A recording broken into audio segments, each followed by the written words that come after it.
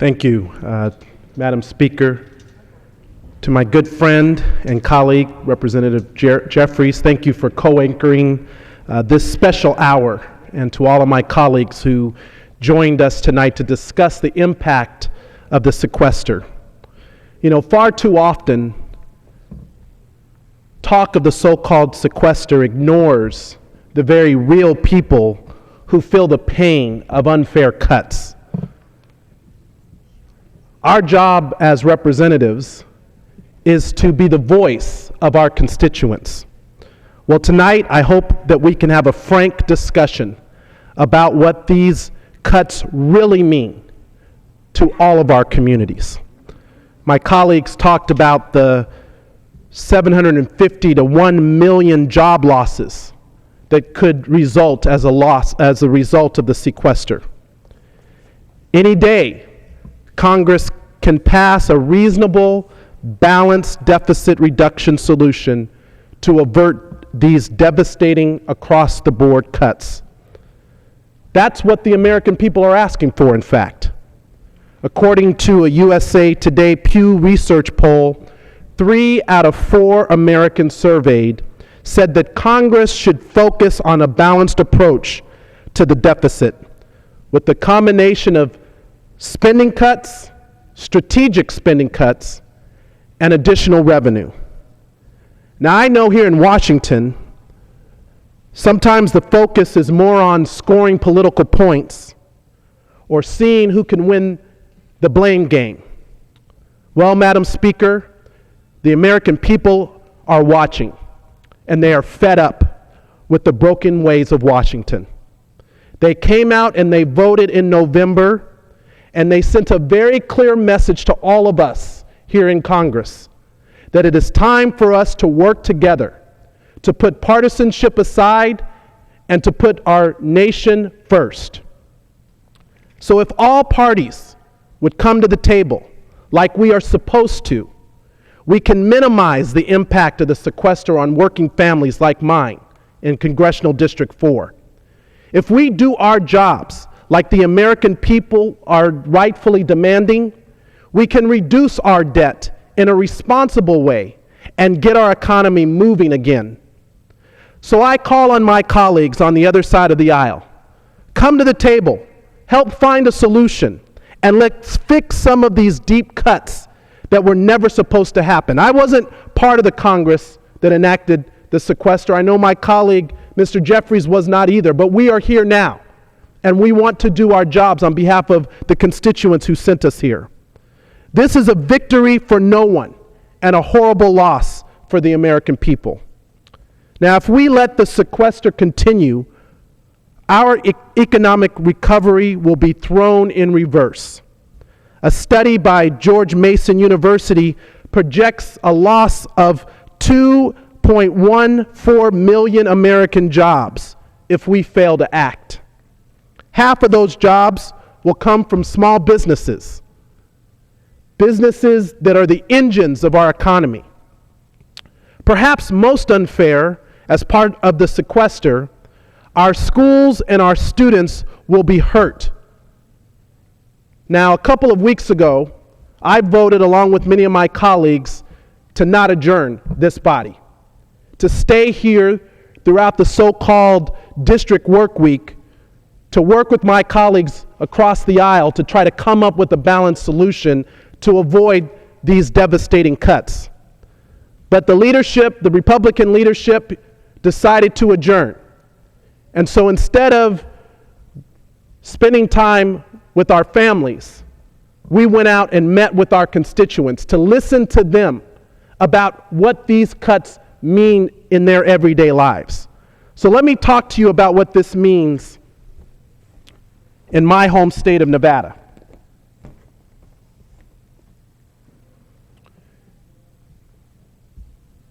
Nearly 300 Nevada children will lose Head Start and early Head Start services.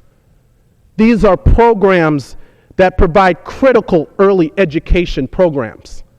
At a time when we talk about wanting to close the academic achievement gap and allowing every child to start school ready to learn on day one, these impacts would deny services to 300 Nevada children. In fact, I already have 400 children who are on the waiting list for one of my Head Start providers, and families can't even get in to be served. Primary and secondary education in Nevada would be cut by $9 million, putting around 120 teacher and teacher aide jobs at risk. Funding for Title I schools would be slashed. One particular elementary school that I visited, Matt Kelly Elementary School, over 50% of their allocation from the school district is Title I funding. How is that school supposed to maintain the services that they're providing to these young and deserving children? Services like nutrition programs, full-day kindergarten, a parent center so that we can actually have parental involvement in our schools. That is what is under attack with these mindless across-the-board cuts. About 14,000 fewer students would be served, and approximately 10 fewer schools in my district would even receive funding under Title I. Disadvantaged and vulnerable children could lose access to child care, which is also essential for working parents. When we talk about helping people get back to work, one of the biggest impediments for many families is having access to child care.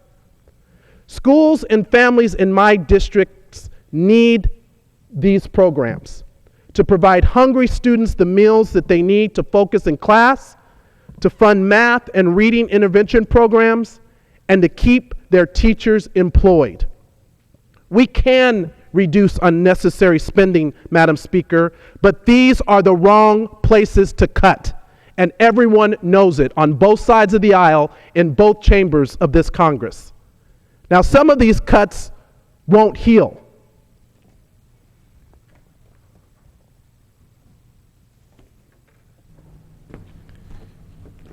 And as Mrs. Marian Wright Edelman of the Children's Defense Fund aptly has noted, we better be careful what we cut, because some cuts don't heal. We don't get a second chance at Head Start. We don't get a second chance once our kids have moved on to the next grade, with or without the schools that they need. We don't get a second chance at the whole formative experience of education that so heavily influences the path of our lives. Opportunities are just that.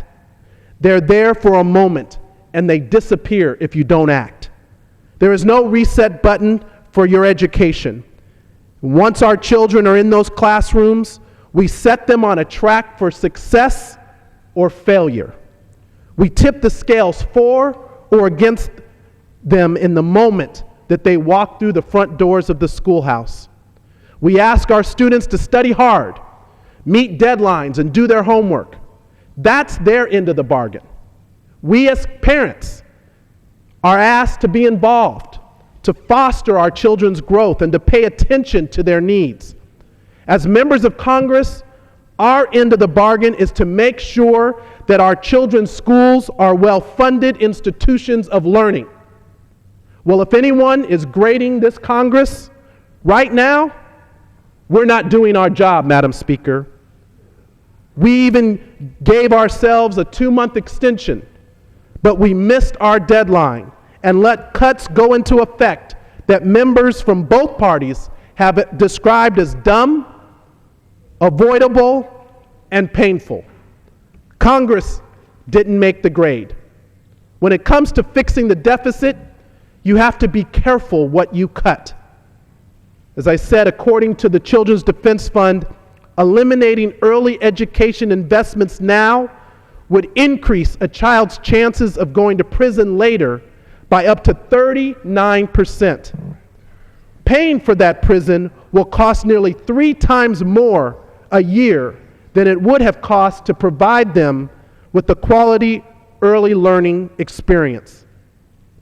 Simply put, our kids are being shortchanged by adults here in Washington. This is an adult problem, and it's time for adults to be adults and to come into this body and work together and solve this for our children and their future. Let's make the right choice, adequately fund our schools, and look out for our children. I yield back.